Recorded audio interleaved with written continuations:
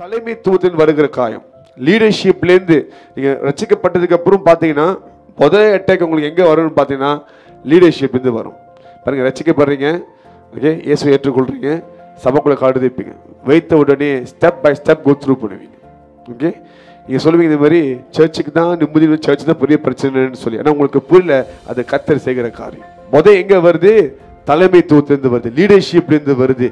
இன்னைக்கு நீங்கள் ஒரு கிறிஸ்துவனாக இருக்கிறீங்கன்னா அதுக்கு காரணம் உங்கள் தாய் தகப்பன் கிடையாது, அதுக்கு காரணம் உங்கள் பிள்ளைங்க கிடையாது, உங்கள் கூட பிறந்தவங்க கிடையாது, உங்கள் போதகரும் கிடையாது, சபையும் கிடையாது.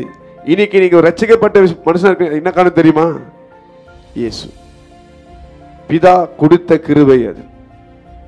பிதா அருள் பண்ணினபடினால் நீங்க ரட்சிக்கப்பட்டிருக்கிறீங்க. Your salvation comes from Jesus. நீங்க சொல்ல முடியாது என் தாய் தகப்பன் பண்ண புண்ணியம் அப்படின்னு சில பேர், அதான் ரட்சிக்கப்பட்டேன். நாங்க 3வது தலைமுறைக்கு கிறிஸ்தவர்கள், அதெல்லாம் நான் ரட்சிக்கப்பட்டேன். இல்ல, அப்படிலாம் ஒண்ணும் கிடையாது. So you are not a Christian because of someone else. It's because of Jesus. The grace of God is upon you. நீங்க ரட்சிக்கப்பட்டீங்கன்னா அது காரணம் கர்த்தருடைய கிருபை. நீங்க என்னன்னு சொல்ல முடியாது. நீங்க அவரை நம்புறீங்க, அவரை நேசிக்கிறீங்க, அவருக்காக வாழ்றீங்கன்னா அதுக்கு காரணமும் அவர்தான்.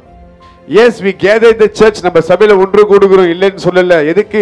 விசுவாசம் பெருகணும், நம்ம சரியா நடக்கணும், பரிசுத்தம் உண்டாகணும், புது காரியத்தை கற்றுக்கொள்ள வேண்டும், தேவனுடைய வழிகளை கற்றுக்கொள்ள, இதுக்காக நம்ம வர இல்லைன்னு சொல்ல. ஆனா இது is not the whole thing of our salvation. Your salvation becomes complete only through Jesus. ரட்சிக்கப்பட்ட உடனே உங்களுக்கு முதல் ஸ்டெப் என்ன வரும்னா, கர்த்தர் ஆசீர்வதிப்பார், அற்புதம் செய்வார், விடுதலை ஆக்குவார். இது குழந்தைங்களுக்கு சொல்ற வார்த்தை. நீ ஒண்ணுமே பண்ண வேணாம், நீ நம்பினாலே போதும். இது விசுவாச கேட்டகரி, விசுவாசிகளோட கேட்டகரி.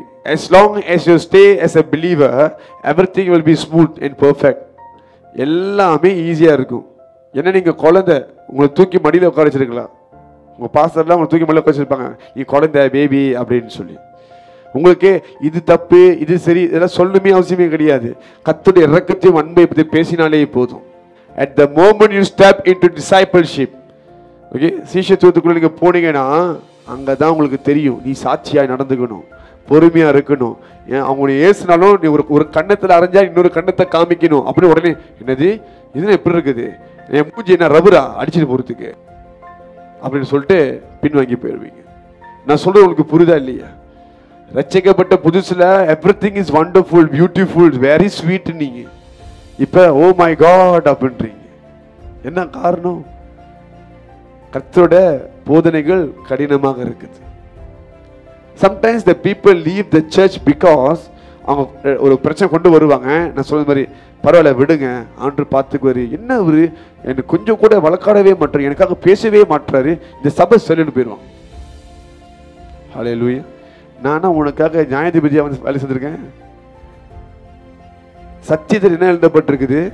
சகலத்தை நீ சகிக்கணும் தானே போட்டிருக்குது, பொறுமையா தானே போட்டிருக்குது. அப்ப நீ தான் இங்க மாறணும்.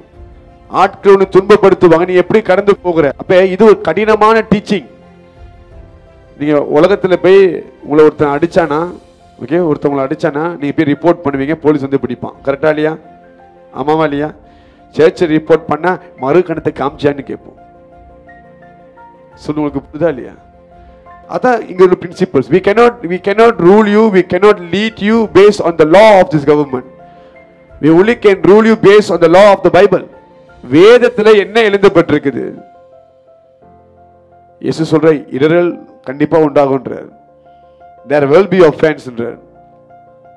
அப்போ உங்களுக்கு இந்த டீச்சிங் கொடுக்கிறோம். ஒரு ஆள் உங்களை காயப்படுத்தினா சகிச்சிட்டு போ, ஏற்றுக்கொள்ளு, அது உன் நன்மைக்காக தான், தாங்கிக் கொள்ளு அப்படின்னு சொல்றோம். இன்னைக்கு இதுவே உன்னால சகிக்க முடியலன்னா நாளைக்கு பெரிய ஊழியத்தை எப்படி ஆண்டு கொடுப்பார்? உங்ககிட்ட கொடுக்க மாட்டார். உங்க மேல பொறாமை பிடிக்கிற ஆட்கள் எழும்புவாங்க, உங்க மேல எரிச்சல் ஆட்கள் இருப்பாங்க. அதெல்லாம் நீ சகிச்சு கிறிஸ்துவின் அன்பை நீ காமிச்சுதான் ஆகணும். That's what the word teach. உலகத்தார போல பேசுதா இருந்தா நீ பண்றதான் கரெக்ட்னு சொல்ல முடியும். If you want me to preach as a worldly man, then whatever you say is right because by fact அதான். But ஸ்பிரிச்சுவல் லைஃப்க்குள்ள வரும் பொழுது நீங்க தான் உங்களுக்கு எதிரி, உங்க மாம்சம் தான் உங்களுக்கு எதிரி, உங்க ஈகோ தான் உங்களுக்கு எதிரி. இதை நீங்க எதிர்க்க தெரிஞ்சதான் நீங்க ஒரு கிறிஸ்துவனாகவே இருக்க முடியும். அப்ப இயேசு சொல்றாரு, நீங்க நித்திய ஜீவனை சேர்றதா இருந்தா நீங்க என்னையே புசித்து ஆகணும்ன்றாரு. யூ மஸ்ட் ஈட் மீ அப்படின்றாரு. அதை கேட்டுனே அவங்களால ஏற்றுக்கொள்ள முடியல. இவர் என்ன இப்படி பேசுறாரு, நாங்க அன்பு இறக்க நினைச்சோம், இவர் என்ன வெட்டு குத்து என் உடம்பை பிச்சு போடுவாங்கன்றாரு, என்ன நினைச்சிட்டு இருக்கிறாரு இவரு அப்படின்ட்டு. ஏன் வன்முறைக்குள்ள இவர் போகிறாரு? Most of the people they are offended by the church preaching. இப்ப நீங்க போகக்கூடாதுன்னு சொல்லி நம்ம சத்தியத்தை போதிக்காம இருக்கவும் முடியாது. நீங்க போகக்கூடாதுன்னு சொல்லி உங்களுக்கு ஏற்ற மாதிரி சாதகமா பிரசங்கம் பண்ணவும் முடியாது. உங்க பாவத்தை நம்ம நிச்சயமா அங்க சொல்லி நம்ம உங்களுக்கு கற்றுக் கொடுத்தா ஆகணும்.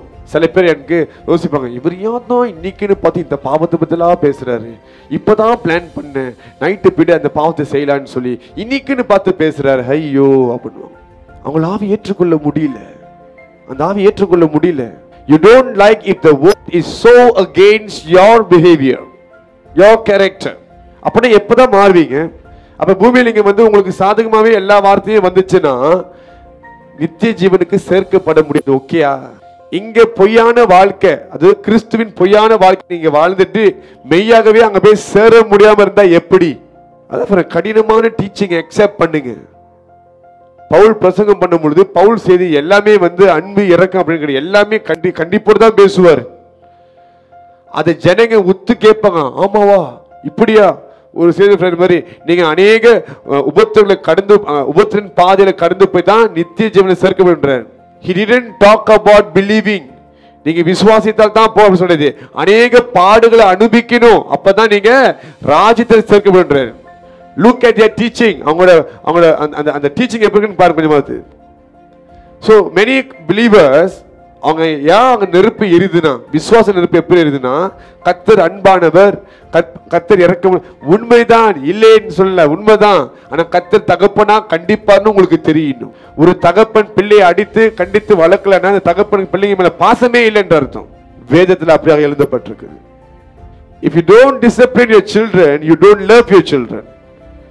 உலக தந்தைக்கே அப்படிப்பட்ட ஒரு குவாலிட்டிஸ் வேணும்னா பரலோக தந்தை எப்படி இருப்பார்? சோ நீங்க ஒரு சபைக்குள்ள வர பொழுது அந்த சபையில இருக்கிற ரூல்ஸ் ரெகுலேஷன்ஸ், அந்த சபையில உங்களுக்கு கத்து கொடுக்கிற அந்த உபதேசம், அது உங்களை இருதயத்தை குத்தணும். பேதுரு முதல் பிரசங்கத்திலே அவன் கம்ஃபர்ட்டா சொல்ல கிடையாது, ஓ நீங்களா ரொம்ப நல்லவங்க, இயேசுவை பலியாக்கிறீங்கன்னு சொல்லி, நீங்களா பாவிகள் என்றான். அவன் கொடுத்த செய்தியை கேட்ட உடனே ஜனங்கள் இருதயம் குத்தப்பட்டுதான். அங்கதான் அவங்க என்ன பண்றாங்க, மன திரும்புகிறாங்க. மன திரும்பும் பொழுது ஆவியானவர் பெருமழையாக பொழிகிறார். When your heart is convicted by the Holy Spirit, that's when you open the door for the Holy Spirit. Conviction is the key that opens the door of your heart. ஆவியானவர் உணர்த்தும் பொழுது அதுதான் உங்களுக்கு சாவி, உங்க கதவை திறக்கிறதுக்கு. You allow the key to enter your door. உங்க இருதயம் ஒரு டோர் இருக்கு அந்த இடத்துல, அது திறக்கிறதுக்கு சாவி வேணும். அந்த சாவி தான் பரிசுத்த ஆவியோட கன்விக்ஷன். ஆமாவா நாங்க என்ன பண்ணோம்? பேதுரு பிரசங்கம் பண்ணும்போது இவ கன்விக்டட். நாங்க என்ன பண்ணோம் ஏது செய்யணும் கேட்கும் பொழுது உடனே மன திரும்புங்கள். ஒருவேளை பேதுரு கொடுத்த அந்த செய்தியை கேட்டு இன்னும் கஷ்டமா இருக்குன்னு பின்வங்கி போயிருந்தா ஒருத்தர் ரசிக்கப்பட்டிருக்க மாட்டான். ஆனா 3000 பேர் ரசிக்கப்பட்டார்கள். நல்லா யோசிச்சு பாருங்க. இன்னைக்கு தலைமைத்துவத்தினால நீங்க காயப்படுகிறீங்க. காயப்பட்டால் நீங்கள் அக்கினி இல்லாமல் போய்விடுவீர்கள். இன்னைக்கு நிறைய பேர் அதான் சொல்றாங்க, காயப்படுத்தாங்க. லீடர்ஸ் காயப்படுத்திட்டாங்க. அங்க போய் பார்த்தா தான் தெரியும் வேற கதை. நீங்க சொல்றது ஒரு கதை. வளரணும்னு நினைச்சீங்கன்னா அடியை வாங்கிக்கங்க. வளரணும்னு நினைச்சீங்கன்னா take all the discipline actions on yourself. ஒரு வேலைக்கு போனா வேலை போக கூடாதுன்ட்டு அடங்கி இருக்கிறீங்க. ஏன்னா சம்பளம் கொடுக்குறானே. ஆஃப்டர் ஆல் உனக்கு கிடைக்கிற சம்பளம் இன்னைக்கு நாளைக்கு முடிஞ்சிடும். அதுக்கே நீ அவ்வளவு உண்மையா இருக்கிற. உனக்கு நித்திய ஜீவனை கர்த்தர் தர காத்துட்டு இருக்கிறார். அதுக்கு நீ இன்னும் எவ்வளவு உண்மையா இருக்கணும் யோசிச்சு பாருங்க. இந்த காரியத்தை குறித்து ஆண்டவர் உங்களை மறுதலிச்சார்னா, ஆண்டு உங்களை பார்த்தும் பார்க்காம போனா உங்களுக்கு பரலோகத்துல என்ன இல்லை, இடம் இல்லை. அதை ஆண்டு உங்களுக்கு தருகிறாருன்னா நீங்க அதுக்கு கொஞ்சமாவது இறங்கி போய் தான் ஆகணும். ஈவன் சபை ஊழியர்கள், சபை தலைவர்களும் கூட they get offended. அவங்க போய் ஒரு கொரேஷன் கொடுத்தா உடனே கோச்சுக்குவாங்க. 3 வாரம் 4 வாரம் அப்படியே பப்பாயா முடிச்சு வச்சு உட்காந்து இருப்பாங்க. anyone who is obedient we can bring them to the next level. ஆண்டவர் ஒரு சபையை ஒரு ஊழியர்கிட்ட கொடுத்தாருன்னா எல்லா பிளான்ஸும் அங்கே தான் வச்சிருப்பார். அதான் ப்ரொசஸிங் யூனிட். அங்கே தான் எல்லாமே இருக்கும். நீ சொந்தமாக ஒன்று கொண்டு வந்துட்டு நான் இப்படி தான் பண்ணுவேன் அப்படி தான் பண்ணுவேன்னா ஒன்றுமே நடக்காது. அந்த ஊழியக்காரன் அந்த அந்த அந்த லாக்கு இதா சாரி அந்த நேச்சர் லாக்கு கீன்ஸா போனா கூட அதை வாய்க்க பண்ணுவார் ஆண்டவர். பிகாஸ் அது ஊழியக்கார். எப்படி சொல்றேன் பாருங்க, கோடாலி காண போச்சு. அது வந்து பிஞ்சாம் சொல்லுங்க, பிஞ்சாம் பண்ணிட்டு வந்திருக்கானுங்க, போரோ பண்ணிருக்கிறானுங்க. ஹல்லேலூயா. அது காணா போச்சு. எலாஷாட்ட வந்து சொல்றானுங்க, ஐயோ இதை கொடுத்து பெருசா பேசுவானே, அவன்கிட்ட பிஞ்சாம் பண்ற வந்திருக்கும். அவன் சொல்றான், அந்த குச்சையை வெட்டி குச்சை உடைச்சி அந்த விழுந்த இடத்துல போடுன்றான். போட்ட உடனே அந்த கோடாலி இரும்பு தானே மேல வந்து மிதக்குது. That's the power of man of God. செய்யறது பார்க்கறதுக்கு சென்ஸே இல்லாம இருக்கும், உங்க பார்வைக்கு சென்ஸே இல்லாம இருக்கும், லாஜிக்கே இல்லைன்னுவீங்க. அதை கர்த்தர் அவனுக்காகவே செய்து முடிப்பார். Your wisdom is resting upon world. உங்க ஞானம் உலகத்தை சார்ந்து இருக்குது, ஆனா கர்த்தரோட ஊழியர்களோட ஞானம் கர்த்தரை சார்ந்து இருக்குது. So you might feel like இது தப்பாவே முடியும், இது சரி வராது, கஷ்டம். கர்த்தர் ஊழியக்காரங்க மூலமா செய்யற காரியம் நடக்கும். நீங்க பாருங்க, இயேசு 2000 வருஷத்துக்கு முன்பாக வாழும் பொழுது அவர் சொன்னது எல்லாமே ஃபிளஷுக்கு கான்ட்ராடிக்ட் தான். இது எப்படி முடியும்? பேதுரு கேட்கிறான், நான் எப்படி சகோதரனை நான் வந்து மன்னிக்கிறது? 3 வாட்டி அதே தான் பண்றான். அப்புறம் முடியும் 490 வாட்டி மன்னிக்க முடியும்ன்றார்.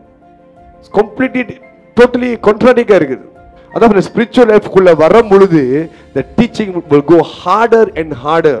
நான் எல்லாத்தையும் கத்துக்கிட்டேன், எனக்கு நல்ல அனுபவம் இருக்கு, நான் நிறைய இடத்துல பார்த்துருக்கேன். இல்ல, 100 வருஷம் பத்தாது, சதா காலமும் தேவனா இருக்குன்னு அறிந்து கொள்ளுங்க. 100 years is not sufficient to know the everlasting God. அவர் நித்திய தேவனாக இருக்கிறார். ஆஃப்டர் ஆல் நம்ம இப்பதான் ஒரு 10-20 வருஷம் வச்சுக்கப்பட்டிருப்போம். எல்லாம் திருச்சின்னு சொல்ல முடியுமா? முடியாது. கர்த்தர் அவரோட ஊழியர்களை தப்பா போக அனுமதி கொடுக்க மாட்டார். So you can't be sitting there and judging இது சரியில்லை அது சரியில்லைன்ட்டு. You are judging God himself. ஏன்னா அவர் கடைசி மட்டும் கூடவே நின்று அவர்களை நிலைநிறுத்துவார். ஹல்லேலூயா.